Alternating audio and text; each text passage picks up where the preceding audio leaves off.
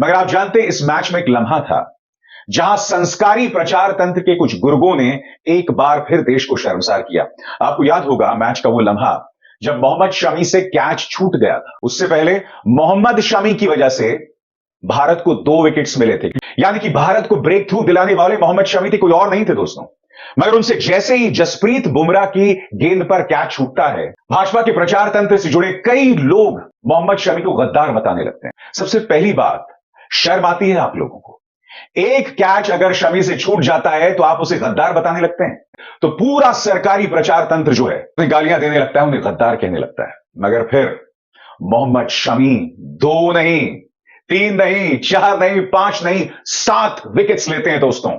सामने क्रम कल पहले सेमीफाइनल में जहां पर दोनों टीमों की तरफ से अच्छी बैटिंग का मुजाहिरा किया गया, लेकिन अगर किसी एक शख्स की बात की जाए जिसने मैच को निकाला है भारत के लिए, तो वो कोई और नहीं मोहम्मद शमी है। क्योंकि बैटिंग पिच थी, दोनों तरफ से सेंचुरीज भी स्कोर की गई, लेकिन वो एक टर्निंग पॉइंट था मोहम्मद शमी की बॉलिंग, जिसने 7 खिलाड़ी आउट किए न्यूजीलैंड के और भारत को सेमीफाइनल की फतह नसीब करवाई। हालांकि एक वक्त ऐसा था जब तीसरी विकेट की शराकत में एक अच्छा स्कोर बना था और ऐसा लग रहा था कि इसी तरह अगर खेलते रहे तो न्यूजीलैंड ये मैच निकाल सकता है। लेकिन आपको बताते चले कि बुमराह की बॉलिंग पर तीसरी विकेट का एक कैच ड्रॉप हुआ मोहम्मद शमी के हाथों, जिसके बाद एक बार फिर वही जहरीला प्रोपेगेंडा मोहम्मद शमी के बारे में भारतीय जनता पार्टी और उसके गुर्गे करने लगे और सोशल मीडिया पर बाकायदा तौर पर उसे गद्दार करार दिया गया। वो तो अच्छा हो मोहम्मद शमी ने उसके बाद 7 खिलाड़ी आउट करके उस हजीमत से जान छुड़ाई, क्योंकि अगर ये मैच भारत हार जाता तो सारे का सारा मलबा मोहम्मद शमी पर गिरता। आपको भारत के सबसे ऑथेंटिक सहाफी अभिसार शर्मा की जुबानी ये बताएंगे कि जैसे ही वो कैच छूटता है उसके बाद किस तरह भारतीय जनता पार्टी का पूरा ट्रोल मीडिया मोहम्मद शमी पर बरसना शुरू हो चुका था, उसे गद्दार करार दिया जा रहा था। लेकिन फिर जब 7 विकेट्स हासिल की तो नरेंद्र मोदी भी मोहम्मद शमी के हक में ट्वीट करने पर मजबूर हुआ और उसे हीरो करार दिया गया। और अगर आप सोचिए कि यह मैच भारत हार जाता तो फिर मोहम्मद शमी का क्या हाल होता, बिल्कुल उसी तरह जैसे पिछले T20 वर्ल्ड कप में मोहम्मद शमी का बुरा हाल किया गया था। आपको बताते हैं अभिसार शर्मा इस बारे में क्या कुछ कह रहे हैं और मुसलमानों की क्या वक़्त है हमारे पड़ोसी मुल्क में। मगर आप जानते हैं टीम इंडिया को जो ये शानदार जीत मिली है वो क्यों मिली है? वो इसलिए मिली है क्योंकि टीम इंडिया की तरह खेला, एक यूनाइटेड यूनिट की तरह खेला। इस जीत में रोहित शर्मा, श्रेयस अय्यर, विराट कोहली, सिराज, बुमराह और मोहम्मद शमी सबका किरदार था। ये सब एक साथ आए तो टीम इंडिया को शानदार जीत मिली। मगर आप जानते हैं इस मैच में एक लम्हा था जहां संस्कारी प्रचार तंत्र के कुछ गुर्गों ने एक बार फिर देश को शर्मसार किया। आपको याद होगा मैच का वो लम्हा जब मोहम्मद शमी से कैच छूट गया था। उससे पहले मोहम्मद शमी की वजह से भारत को 2 विकेट्स मिले थे, क्योंकि आपको याद है दोस्तों मैच शुरू हुआ था और पहले 2 विकेट्स लेने वाले मोहम्मद शमी थे, यानी कि भारत को ब्रेक थ्रू दिलाने वाले मोहम्मद शमी थे, कोई और नहीं थे दोस्तों। मगर उनसे जैसे ही जसप्रीत बुमराह की गेंद पर कैच छूटता है, भाजपा के प्रचार तंत्र से जुड़े कई लोग मोहम्मद शमी को गद्दार बताने लगते हैं। जी हां, वो व्यक्ति जिसने इस पूरे वर्ल्ड कप में कई मैचेस भारत को जिताए थे, 50 विकेट से ऊपर का रिकॉर्ड कायम किया था जो आज तक किसी गेंदबाज ने हासिल नहीं किए थे वर्ल्ड कप्स में।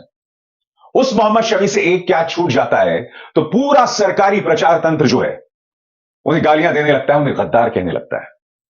मगर फिर मोहम्मद शमी 2 नहीं, 3 नहीं, 4 नहीं, 5 नहीं, 7 विकेट्स लेते हैं दोस्तों और उनकी वजह से भारत को एक शानदार जीत मिलती है। खुद प्रधानमंत्री नरेंद्र मोदी मोहम्मद शमी को बधाई देते हैं। बताता हूं मैं आपको उन्होंने क्या कहा। आपकी स्क्रीन पर प्रधानमंत्री का बयान। Today's semi-final has been even more special to stellar individual performances too. The bowling by Mohammad Shami in this game and also through the World Cup will be cherished by cricket lovers for generations to come. Well played, Shami. प्रधानमंत्री नरेंद्र मोदी शमी को दिल से बधाई देते हुए अब अंधभक्त प्रधानमंत्री के इस बयान पर क्या कहेंगे? सबसे पहली बात, शर्म आती है आप लोगों को? एक कैच अगर शमी से छूट जाता है तो आप उसे गद्दार बताने लगते हैं। उसकी वजह से हमें शुरू में 2 विकेट्स मिले थे, वो चीज मायने नहीं रखती। और उसके बाद इस व्यक्ति ने, जैसे मैंने बताया, 2 नहीं 7 विकेट्स लिए थे और वो 7 विकेट अपने आप में एक वर्ल्ड रिकॉर्ड है किसी भी वर्ल्ड कप सेमीफाइनल में। मैं समझना चाहता हूं कि मोहम्मद शमी को अपनी देशभक्ति कितनी बार साबित करनी पड़ेगी। सबसे बड़ी बात दोस्तों, आपको याद होगा आज से कई महीनों पहले पाकिस्तान के साथ मैच हुआ था, भारत वो मैच हार गया था। तब मोहम्मद शमी की देशभक्ति पर सवाल उठाए थे। पूरा जो संस्कारी प्रचार तंत्र है वो मोहम्मद शमी पर निशाना साध रहा था। उस वक्त विराट कोहली मोहम्मद शमी के पक्ष में खड़े थे। विराट कोहली को भी इसका खामियाजा भुगतना पड़ा जब इसी विराट कोहली की बेटी को बलात्कार की धमकी दी थी हैदराबाद में बैठे एक इंजीनियर ने। शर्म आती है तुम लोगों को? विराट कोहली ने परवाह नहीं की थी। विराट कोहली मोहम्मद शमी के साथ खड़े हुए थे और यही जज्बा टीम इंडिया कहलाता है। आपने देखा होगा दोस्तों, हम लोग मैच कई खिलाड़ियों की वजह से हार सकते हैं, मगर जैसे ही हम मैच किसी मोहम्मद शमी या किसी मोहम्मद सिराज की वजह से हारते हैं तो सीधे उनके माथे पर गद्दार का तमगा लगा दिया जाता है। और यह तमगा सब नहीं दोस्तों, सिर्फ भाजपा के प्रचार तंत्र से जुड़े लोग लगाते हैं। इनको टीम इंडिया से कोई लेना देना नहीं है। इनके मन के अंदर इतनी नफरत भरी हुई है ना दोस्तों, ये सिर्फ और सिर्फ नफरत के सहारे अपनी बात को आगे बढ़ाते हैं। मैं आपको याद दिलाना चाहूंगा, जब 2021 में, आज से करीब 2 साल पहले, मोहम्मद शमी की देशभक्ति पर सवाल उठाए गए थे, तब उस वक्त तमाम राजनेताओं में सिर्फ एक राजनेता था जो मोहम्मद शमी के पक्ष में खड़ा हुआ था, राहुल गांधी। याद दिलाना चाहूंगा कि राहुल गांधी ने उस वक्त मोहम्मद शमी के पक्ष में क्या कहा था, आपके स्क्रीन पर। मोहम्मद शमी, हम सब आपके साथ खड़े हैं। ये लोग नफरत से भरे हैं और इन्हें कोई मोहब्बत नहीं देता, इन्हें माफ कर दो। जब मोहम्मद शमी पर बीजेपी का प्रचार तंत्र 2021 में हमले बोल रहा था एक मैच को हार जाने की वजह से, तब राहुल गांधी का यह बयान सामने उभर कर आया था। तब उन्होंने कहा था कि इस प्रचार तंत्र के लोगों को माफ कर दो, ये लोग नफरत से भरे हुए हैं, इन्हें किसी ने मोहब्बत नहीं दी है। मैं फिर आपसे आज सवाल पूछना चाहता हूं दोस्तों, ये टीम इंडिया है, यहां पर एक रोहित शर्मा भी खेलता है। मैं आपसे एक सवाल पूछना चाहता हूं, कल अगर रोहित शर्मा ने पहले 10 ओवर्स में वो शानदार शुरुआत ना दी होती तो क्या भारत 400 के करीब का आंकड़ा हासिल कर सकता था? कल अगर शुरुआत में शमी ने वो 2 विकेट ना झटके होते तो क्या भारत आसानी से 70 रनों से मैच जीत सकता था? यह मोहम्मद शमी थे जिसकी वजह से विलियमसन आउट हुआ। यह मोहम्मद शमी थे जिसकी वजह से मिचेल आउट हुआ था, जिसने 130 रनों से ऊपर की पारी खेल ली थी और वो व्यक्ति न्यूजीलैंड को जिता सकता था।